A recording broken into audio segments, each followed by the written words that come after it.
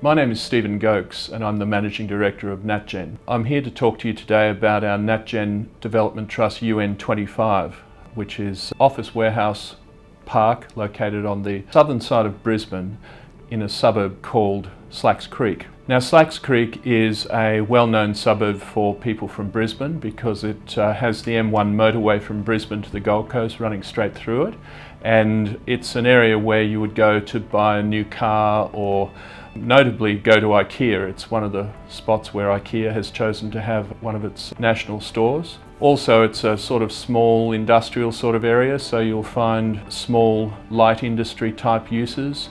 But also further up in Slacks Creek you find a lot of car sort of things like panel beaters and people who sell car accessories, that sort of thing.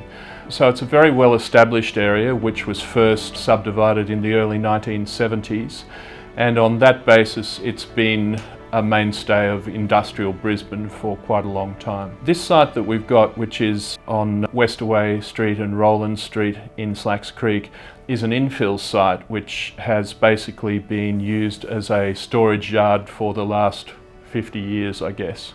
So it's an opportunity that doesn't come along very often in a very mature area to actually infill into something which is going to be frankly a lot nicer than what's surrounding it due to the fact that it's a lot younger. The design of the centre will be a very typical Natgen office warehouse unit complex, which will be developed and sold as strata office warehouse units. And basically in the current plan there's 10 units in the complex, but as with most of the Natgen developments, once we get into it and we actually go through the value engineering process and actually looking at the best way to improve the return, we often change the design, sometimes slightly, sometimes quite radically, and in every case we've been able to increase the returns by doing that. So it's a design process and a value engineering process. We use our group of consultants, which we've used for many developments now, and we're a pretty tight group now, so we feel like we can get the best out of sites and out of the unique features that most sites have. This one, for example, if you see it in the briefing paper, etc., you'll see it's a triangular shaped site with 2 street frontage. We love 2 street frontage because it means that we can actually take vehicles, and particularly trucks, through from one street to the other, and we don't have to turn them around on site. Turning a truck around on site really robs space from a development, so we get a higher level of GFA in ratio to the whole site. GFA means gross floor area. The places which Natgen chooses to put our developments is very specifically decided based on aspects such as infrastructure in the surrounding area, where population is growing, where we feel that we've not only got a mature but also a growing market.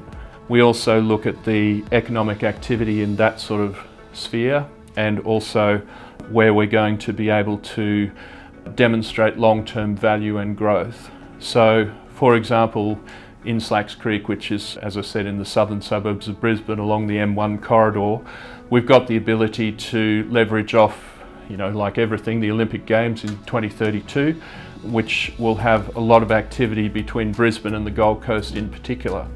So tick, we've got the right location with the infrastructure and growth aspects. It's a very particular market that we serve with these units, which are somewhere between 100 and 200 square metres, tilt slab, industrial, warehouse, office type units.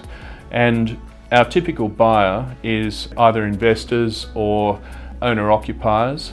Because of the price point, which is between about $500,000 and $1 million for these things, they're a very good size for people's super funds. So we get a lot of people who buy their strata unit in their super fund and then they run their small business out of it, which is one of the few exceptions in the tax law to allow people to own an asset in super and still use it basically for their own business. As we've worked through our various developments, we've really honed our designs. So things like really good standard of bathrooms and kitchens is something that in industrial units before we started was really not taken much account of.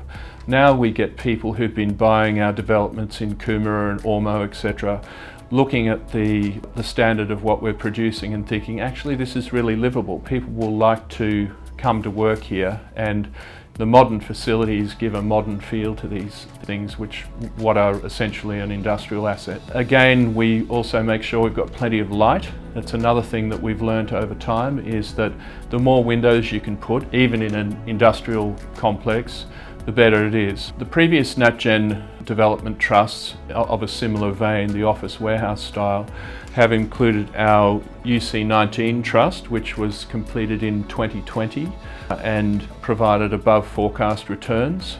The second one was CM23, which has just actually recently this week we've got the titles to, and the sales of the actual strata units are happening within the next couple of weeks. That trust has outperformed IM forecast by a substantial amount. The next cab off the rank is our OR23 office warehouse project in Ormeau in the Brisbane Gold Coast corridor. It will be completed in about a month or 6 weeks' time, and that will also outperform the IM forecasts substantially. And then the next one to finish by the end of the year will be our YB24 development trust in Yarrabilba, which is again in that growth corridor between Brisbane, Logan and the Gold Coast. And it's a bit earlier on. We've just put up the walls, the roof is going on, so it'll be a little bit further down the track, but when it comes along it'll be pretty good too, and it's looking like it will outperform its forecast substantially as well. So as you can see, the second half of 2024 is a very busy time for us of delivery of developments. Beyond that even, we're also delivering nearly $70 million worth of self-storage developments in that same period as well, including our UC22 trust at Upper Coomera, which is a 10,000 square metre GFA major self-storage facility. Following that one, we've got our ML23 development trust, which is at Mollendina, again in the centre of the Gold Coast, which is also a large-scale self-storage facility, about 8,500 square metres gross floor area, which will provide about 600 units for that part of the coast. So as you can see, we're busy developing things. In every case, we've outperformed our information memorandum forecasts, and that's because we're pretty conservative about what we're offering within the information memorandum. So that comes about through a number of factors. First of all, conservative assumptions, and particularly cost control. We're very clear on cost control. You have to be sure that basically you've allowed for the appropriate cost escalations, but you've also provided realistic prices up front. We also have a level of control over our costs because of our relationships with our builders and our construction partners, and that makes a big difference as well. We also have a small group of trusted debt providers who understand the way we do things and provide us with excellent terms on the basis that they understand that ours is probably not your standard development organisation, because we do have a financial services licence. We've got a great deal of compliance with our organisation. We're financially secure. We've got great backing from our investors, and that provides a pretty low risk situation for those debt funders, so that we keep them happy, of course. Natgen Development Trust UN25 is, as the name suggests, a development trust. That's different in nature from a Natgen investment trust, which typically would purchase an existing asset and then manage it and run it through a life cycle of a 5 to 6 year term. A development trust like UN25 is in fact a much shorter investment. It's expected to be a 24-month, 2-year investment. And that one, we purchase the site, we gather the investors, we go through that process I spoke of before in terms of design, optimization and value engineering. We build it. We go through a sales process of the strata units within the complex. We sell them when the building's finished, and then we distribute the profits and the capital back to unit holders. So all that happens within a relatively confined period. And that's one of the major differences. There's no income on the way through as there would be in an investment trust, where we pay a monthly predetermined income level distribution to unit holders. So with the development trust, all the profit is at the end. Other than that, they both have the same level of oversight. They're all conducted within the framework of our Australian Financial Services Licence. All our trusts, whether they be development trusts or investment trusts, are audited annually and under the auspices of the corporations law with everything we do. At all stages of our development process for a Natgen development trust, we seek to de-risk the process. And that's through everything from site selection to ensure that we have sites that have appropriate zoning parameters for what we're seeking to do.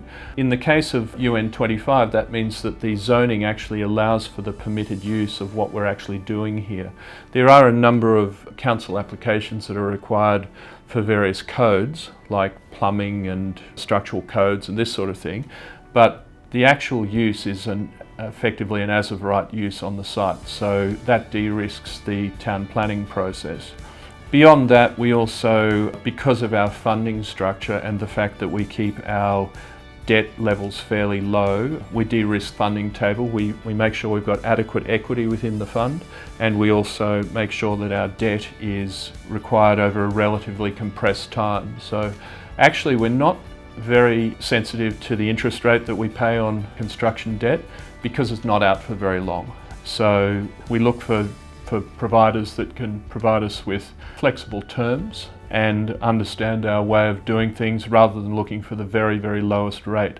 Within our investment trust, we're always looking for the very lowest interest rates, but that's kind of different for the developments. Obviously, we want the lowest interest rate possible, but we balance that with the terms and the flexibility. Then we start our strata off the plan sales basically as soon as we start construction. With industrial, you'll find that most of the pre-sales happen once the walls and the roof has gone on and people can see when it's going to be finished, what it's going to look like. Also, it's only really at that stage when you can tell people when it's going to be finished, and with off-the-plan sales, people would prefer to know when they're going to be able to occupy their unit as well.